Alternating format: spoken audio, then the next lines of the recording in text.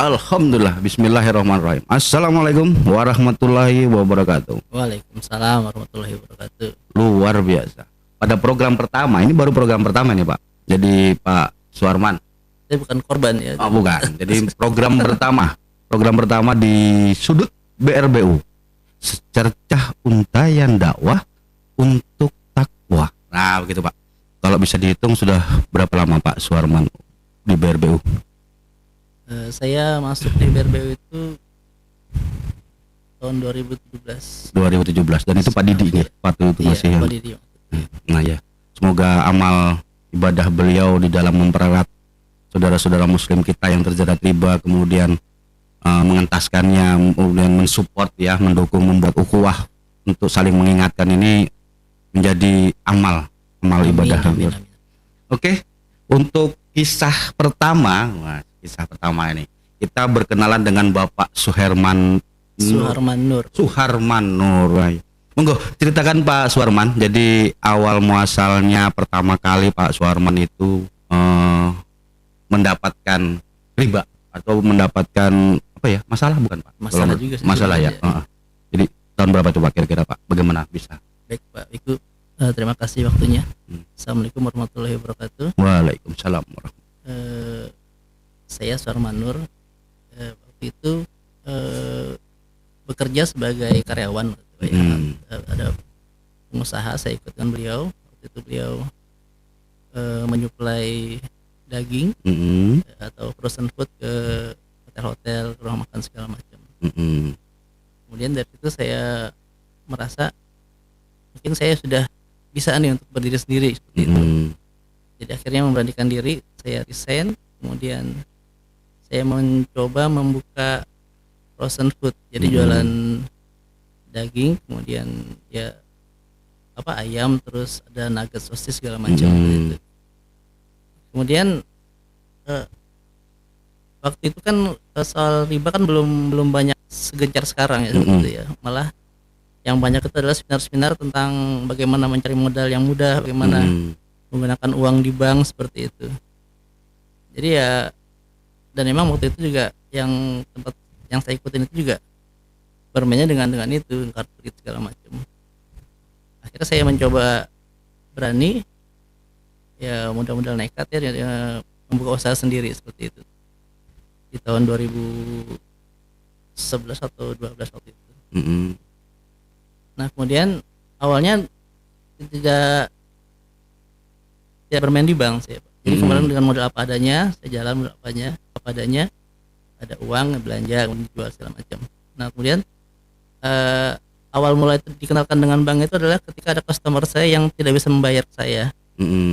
Itu proses piutang begitu atau ngambilnya? Iya, piutang. Jadi piutang. saya nyuplai ke dia. Waktu itu dia punya warung soto, ya semuanya, jadi dari bahan sayuran segala macam saya suplai gitu kan. Kemudian nggak bisa bayar gitu kan. Waktu itu nggak banyak sih, sekitar 15 jutaan waktu itu, sekitar tahun 2013 itu. Nah, kemudian dia ngasih solusi, Mas Arman nih saya nggak bisa bayar nih kalau misalnya langsung segitu gitu kan. Bagaimana kalau saya cicil, dia bilang gitu kan. Cicil bagaimana Bu, saya bilang gitu. Mas Arman buka di bank kredit, nanti saya yang bayar, dia bilang gitu. Jadi saya dapat uang cash, nanti dia yang bayar cicilannya seperti itu. Dengan atas nama beliau tadi atas ya. Nama saya. Oh, atas nama. Karena nama dia dari blacklist ya, bank gitu ya. Jadi itu waktu saya berpikir, yalah saya perlu modal, saya bilang kan saya perlu modal cash yang saya gunakan untuk belanja lagi gitu kan. Saya iakan gitu kan. Jadi dan waktu itu jaminan juga bukan jaminan saya, jaminan motor dia gitu, BPKB dia gitu kan. Saya iakan, saya tanya istri, oke setuju. Diantarlah saya ke bank, dikenalkan dengan marketing bank segala macam. Cair 10 juta. Jadi itulah awal muasalnya ya. Senang kan cair 10 juta. Ada sujud syukur juga nggak? Sempat alhamdulillah. Alhamdulillah ya, cair ya begitu ya Pak. Masya Allah, luar biasa. Nah, jadi waktu itu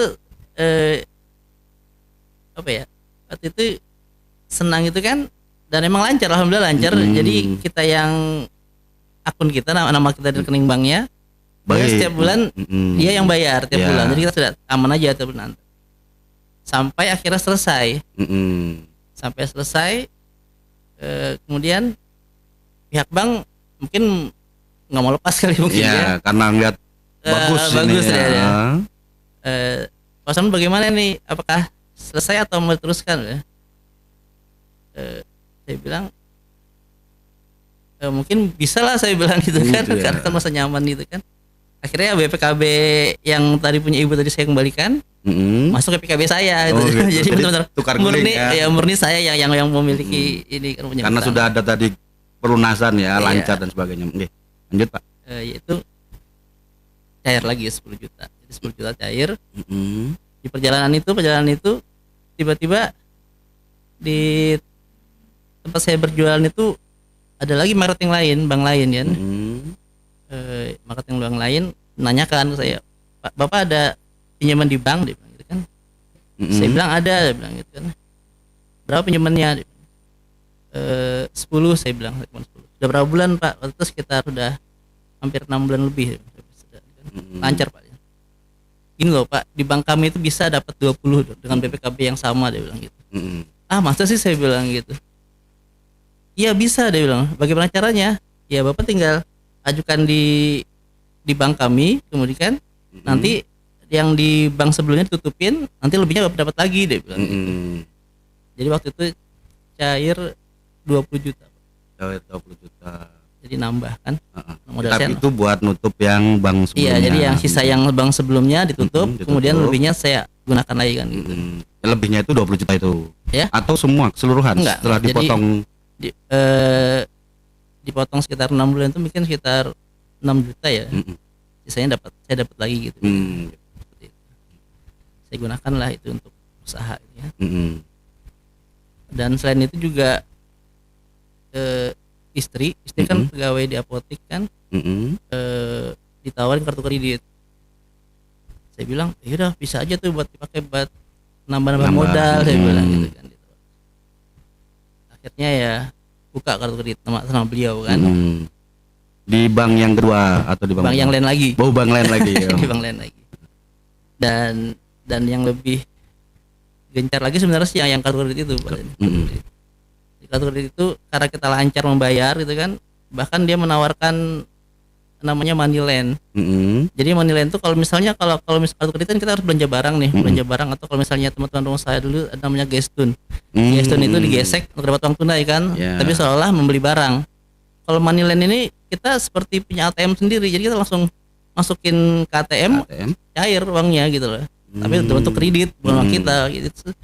Itu sampai 20 juga kalau nggak salah itu. Hampir 20. Ya berjalan waktu, kemudian mulai setelah sekian tahun itu berjalan, udah mulai ada Allah mulai menegur, nyentil sedikit kan. Jadi saya sempat beli saya sempat jualan es batu. Es batu itu sampai di mana-mana minta Pak. Es batu yang 1 kiloan itu berarti. Yang bentuk es. Iya, enggak es besar Pak, es batu ya. Jadi ada 1 kiloan itu sampai yang minta saya buka saya jual di OLX segala macam itu, sampai ada yang di Pasar Baru minta, di Manggar minta gitu, sampai sekali minta 60 ini kan biji. 60 biji. Akhirnya dengan kartu kredit saya beli freezer lagi kan, dan di situ mulai setelah 3 bulan lancar itu tiba-tiba pelanggan tuh hilang. Jadi pelanggan tuh hilang, yang biasa minta, loh Pak nggak ngambil es batu lagi? Enggak, saya sudah ada yang lain, dia bilang gitu kan. Itu mulai apa ya, omset mulai ada penurunan, kemudian tagihannya tadi tetap terus berjalan. Dalam kondisi seperti itu bagaimana keluarga Pak? Istri, anak, apa masih support atau bagaimana kondisinya? Ya waktu itu kan istri kerja kan, jadi ada penghasilan juga. Tapi sudah mulai goyang Pak. Jadi hasil dari penjualan dari usaha tadi sudah mulai keteteran nih. Jadi bayar di bank sama bayar kartu kredit itu. Bahkan sudah mulai ramai di rumah. Jadi ramai itu maksudnya istri sudah mulai merasa, ini kerjaan ini kenapa nggak ada hasilnya buat saya, dia bilang dia kan. Habis untuk bayar hutang aja, seperti itu. Itu 2017 2016. 2017. Nah, pertama kali Bapak menemukan jalur kepada BRBU di 2017 gitu. Iya.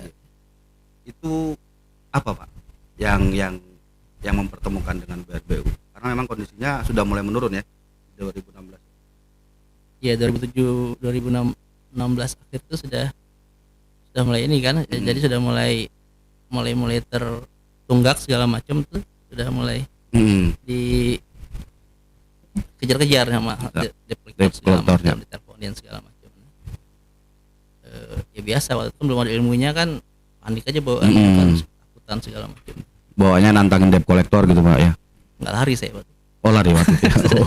Jadi gas angkat. Oh gitu. Ya. Okay. Jadi kan saat itu sudah, waktu itu sebenarnya waktu 2017 itu ada teman yang lain ngajak saya ngaji. Saya ngaji, ayo man ngaji man, di mana aja ngaji gitu kan. Saya bilang enggak lah, saya biasa aja dulu gini-gini, saya bilang masih banyak dosa, saya bilang waktu itu kan. Sampai akhirnya sudah mentok Pak. Jadi saya mentok sudah sumpek segala macam, nggak bisa apa-apa lagi. Saya datangin teman saya itu, ayo ajak saya ngaji di mana aja, saya bilang. Yang penting saya bisa tenang, saya bilang gitu, karena saya sudah sumpek ini. Kenapa, saya bilang gitu, saya dikejar-kejar orang bank, saya bilang gitu kan, saya nggak bisa bayar segala macam. Oh iya man, itu riba gitu kan, dijelasin riba segala macam. Ya itulah, akhirnya saya ngaji, kemudian dalam pengajian atau halakoh itu ada anggota BRBU di situ. Jadi musyrif saya waktu itu. Walau alam apakah dia atau bukan ya yang menyampaikan ke Pak Didi, tiba-tiba di nelpon. Pak Sorman ya, saya lagi di bersih-bersih di rumah kan itu kan. Iya Pak, ini ada yang merekomendasikan antum untuk masuk di anggota BRBU. BRBU itu apa sih, saya bilang gitu kan. Jelaskan Pak Didi kan, telepon. Terus tadi ada acara seminar, waktu itu seminarnya di tahun itu di acara di rumah sakit Kanujoso. Iya, Kanujoso itu yang ada. Itu DPS ya dengan Pak Rasyid Aziz. Ya. Jadi undang datang ke situ. Ya, situlah mulai terbuka. Dan saya masuk jadi anggota BRBU mulai di situ. Nah kemudian ini pikiran masih segala macam nih kan, masih ribut di rumah, masih ribut segala macam, ngejar jualan juga nggak dapat kan gitu kan, untuk nutupin utang gitu kan. Jadi di BRBU itu ada banyak kegiatan, alhamdulillah di BRBU banyak kegiatan, banyak teman, banyak saudara, kemudian ada P2R kan. Jadi P2R itu pada saat itu ada pertemuan di tempatnya Ustadz Emil di BDI. Bercerita kan Ustadz Emil di depan kan. Kemudian saya kan masih mikirnya di rumah sih, gitu. Masih mikir kejar banget segala macam kan. Tiba-tiba saya diam gitu kan, ada yang nyenggol. Kenapa? Pusing kah? Iya pusing Pak. Saya punya utang, saya bilang gitu kan, banyak. Berapa utangmu, dia bilang gitu kan. 25 juta saya bilang waktu itu kan, total semuanya 25 juta. Diketawain saya Pak. Oh saya lagi pusing segala macam, mikir bayar segala macam itu diketawain. 25 juta kamu kok pusing, ini loh 400 juta dia bilang gitu. Astagfirullah. Itu loh yang tunjuk depan tuh, itu 1M 2M. Ya Allah, ternyata ada lagi yang lebih menderita pada saya bilang gitu. Saya 20 juta aja udah pusing, apalagi yang sekian besar itu, saya bilang gitu. Ya ya akhirnya dengan alhamdulillah dengan program BRBU saya mulai diajarkan kan cara-cara bagaimana menghadapinya. Jadi setelah diberi ilmu dari BRBU itu, transportasinya, cicilan itu sudah saya macetkan Pak, Tapi totalnya waktu itu sudah tidak sampai 25 juta lagi sih, sekitar di bawah 10 juta kalau nggak salah sudah. Nah jadi puncaknya itu yang di bank ini saya tahan tuh sampai 6 bulan. Jadi diteleponin segala macam. Saya jawab iya nanti Pak, saya belum punya uang segala macam. Itu pasti ke keluarga juga kan nelponnya. Itu bagaimana? Apakah ada konflik tambahan atau bagaimana untuk itu? Alhamdulillah kalau keluarga nggak ditelepon sih. Nggak ditelepon. Nah, cuma waktu itu kan saya kan di rukotan ada bapak saya kan, saya ceritakan aja sih sama istri aja gitu. Kalau misalnya ada orang bang di gini, saya bilang jangan ini suruh apa, jangan panik lah saya bilang gitu kan. Bilang aja itu urusan Arman gitu kan, jangan dosa dilayanin saya bilang gitu. Waktu itu ya sudah. Sementara yang di kartu kredit juga gitu. Kartu kredit itu lebihin lagi karena bukan nama saya, kan nama istri kan. Istri diteleponin. Jadi gimana nih Pak, nih diteleponin terus. Saya bilang ya udah jawab aja kalau kita belum punya uang, saya bilang gitu. Bahkan satu kali didatengin sama debt apoteknya malahan yang itu kan. Oh, tempat kerja kerjanya ya datangin dia bilang. Cuma ya udah saya bekalin juga ya itu katakan aja itu suami saya yang ngurus, dia bilang. Jadi yang puncaknya itu di akhir 2017 itu ada mobil datang Avanza penuh nih, penumpang 7 orang. Untungnya pas di toko itu saya sendiri yang jaga kan, nggak ada istri segala macam kan. Sudah curiga nih dari bank nih, bilang bener Pak. Jadi 7 orang itu sudah seperti menjaga gitu kan. Jadi sebelah sana satu orang yang gede-gede badannya, kiri satu orang, terus 2 masuk ke di belakang kan ada pintu juga kan, satu orang ada yang belakang kita juga di pintu itu. Ya, terus nanya dia, ya saya manajer bank ini di Balikpapan, dia bilang gitu kan. Menanyakan tagihannya bagaimana ini. Saya bilang ya saya nggak bisa Pak, saya lihatnya keadaan saya bilang saya bukakan juga kan isinya kan kosong semua, saya bilang nggak ada lagi yang bisa saya jual, dia bilang gitu. Terus bagaimana? Ya kalau mau nanti saya bilang pas saya ada uang, saya bilang gitu. Dia menanyakan apa usaha segaya untuk membayar itu, saya bilang ya ceritakan aja apa yang saya bisa, saya bilang gitu kan. Itu perasaannya gimana tuh Pak? Ketika mereka datang dengan semua ini, kebetulan memang Bapak sendirian kan? Sendirian. Sebelumnya kalau mungkin belum dikasih ilmu dari BRB itu mungkin akan saya tutup toko itu, akan saya sembunyi kali mungkin ya.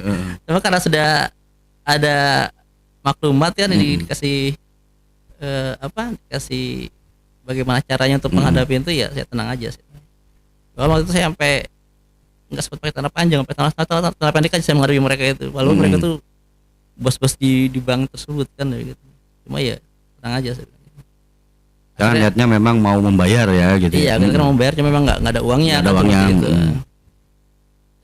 Akhirnya mereka apa ya, terus asa kali mungkin ya, karena ditagih lagi nggak dikasih uang juga gitu kan.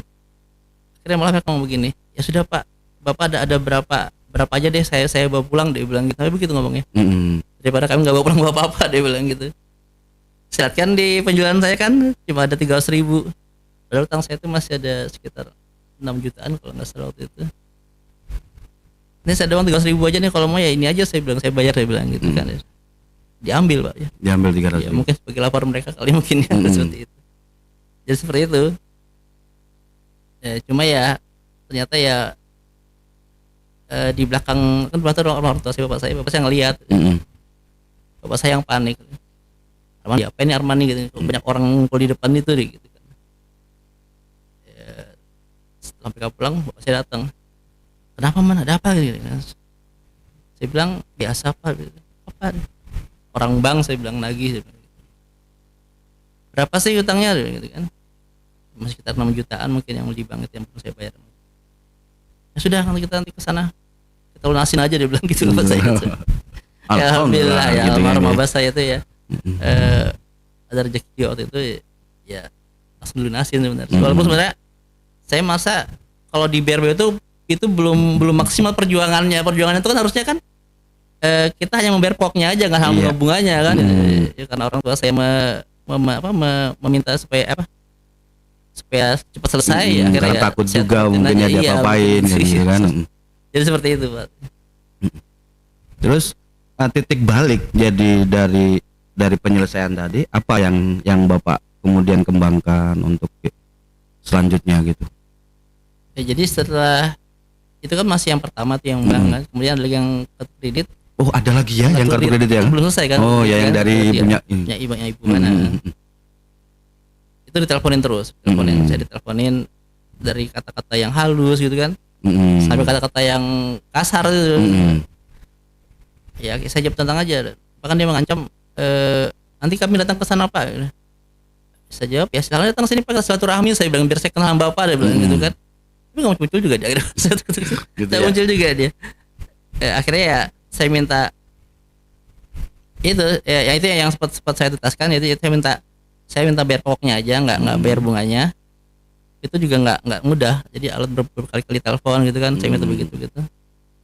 Akhirnya mereka ngalah, jadi keluar tagihan itu hanya pokoknya aja, bunganya enggak.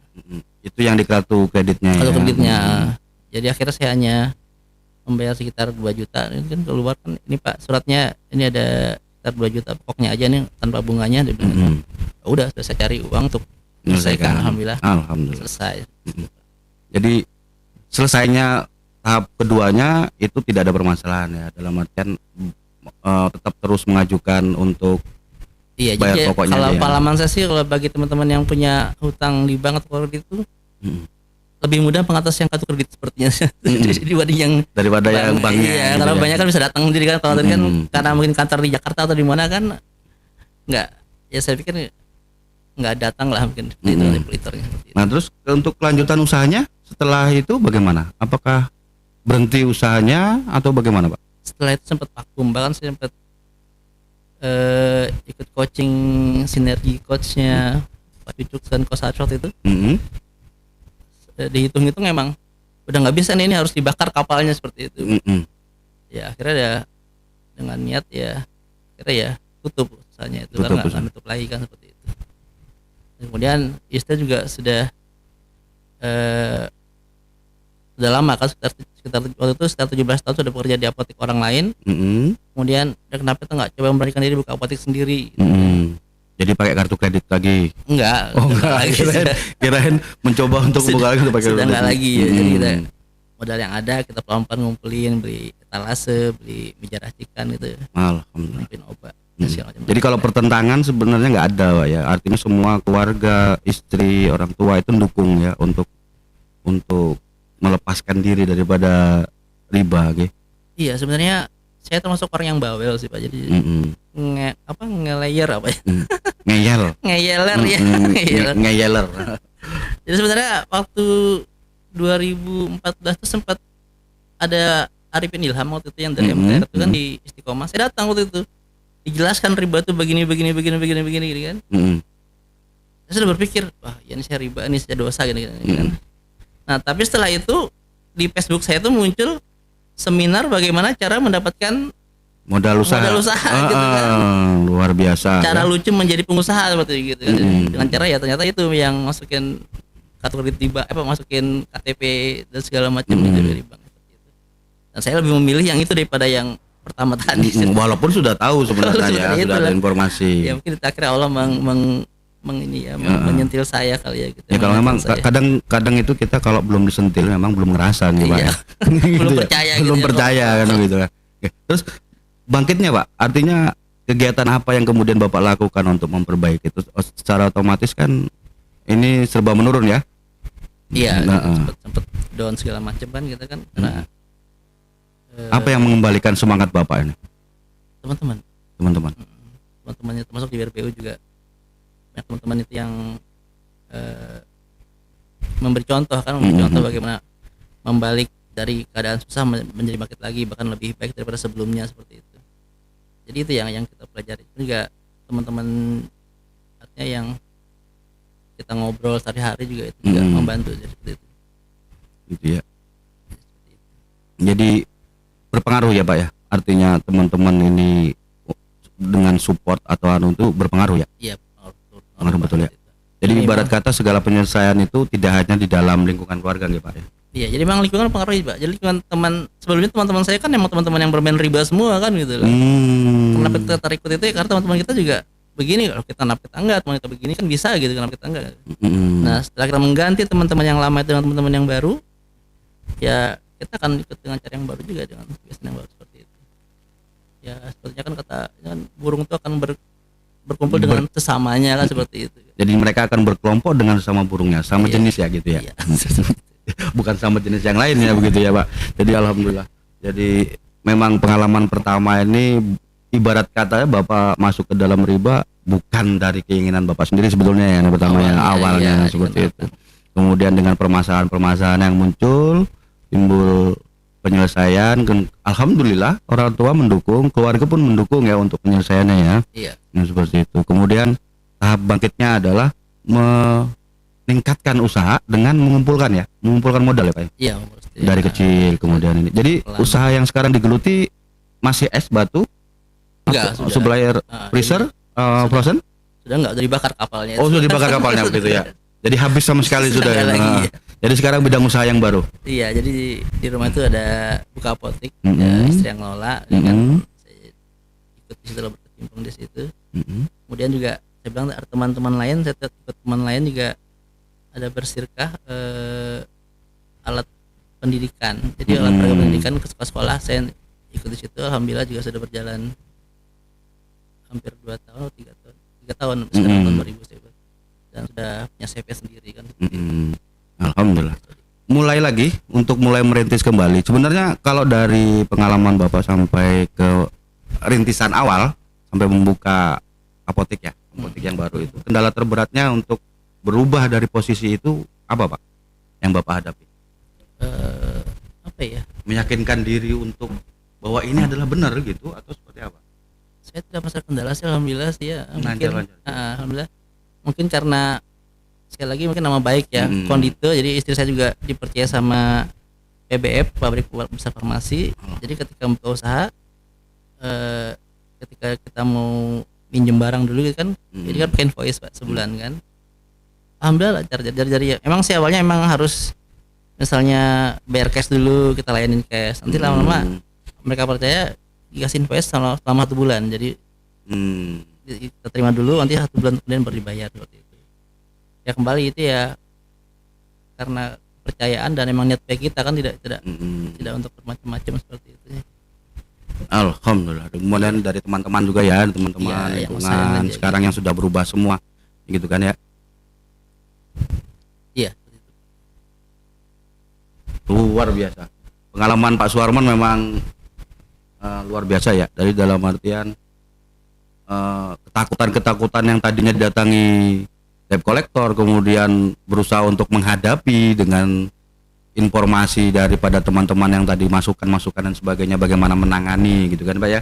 Kemudian sampai akhirnya memulai usaha baru dengan mengumpulkan sedikit demi sedikit, modal demi sedikit. Nah, tips and tricksnya Pak, artinya untuk menangani kemudian mulai bangkit daripada usaha tadi, apa yang Bapak lakukan? Tips and tricksnya mungkin yang bisa dibagi buat teman-teman. Ya bagi teman-teman yang ingin mulai usaha baru, pertama yakin ya Allah memberi rezeki gitu, seperti itu. Dan rezeki itu ternyata dari mana aja gitu. Allah memberi rezeki itu tidak hanya yang kadang-kadang kita bekerja yang jalur ini kita yakin ini dapat uang, ternyata yang kita kejar itu tidak dapat, malah Allah malah memberi rezeki dari rezeki yang lain bahannya yang tidak kita sangka-sangka seperti itu. Jadi yakin aja insya Allah, dan selama niatnya lurus kemudian dan fokus itu insya Allah aja berjalan Pak, seperti itu. Dan yakin bahwa memang riba itu diperangi Allah dan Rasulnya gitu. Jangan dekati riba lah. Jangan dekati riba gitu kan. Karena sekali mencoba mendekat, dia akan mencengkram kita seperti itu. Jadi kalau kita sudah menghindar, insya Allah dijaga sama Allah seperti itu. Dijaga oleh Allah dengan ketaatan. Ya seperti itu.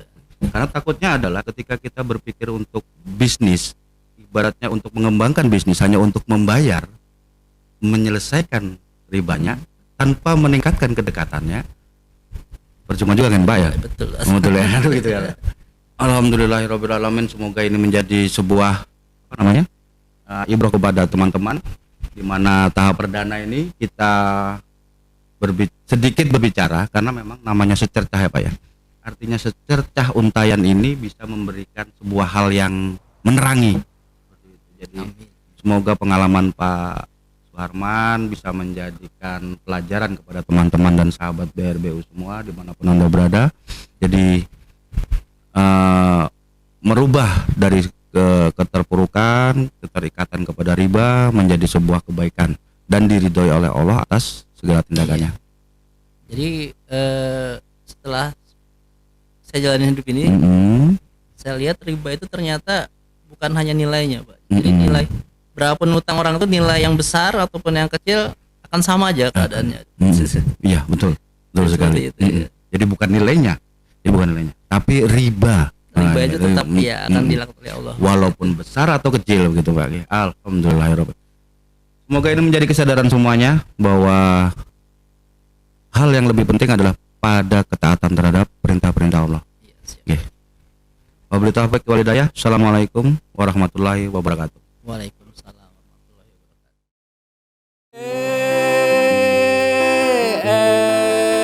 RBU bebas riba, bebas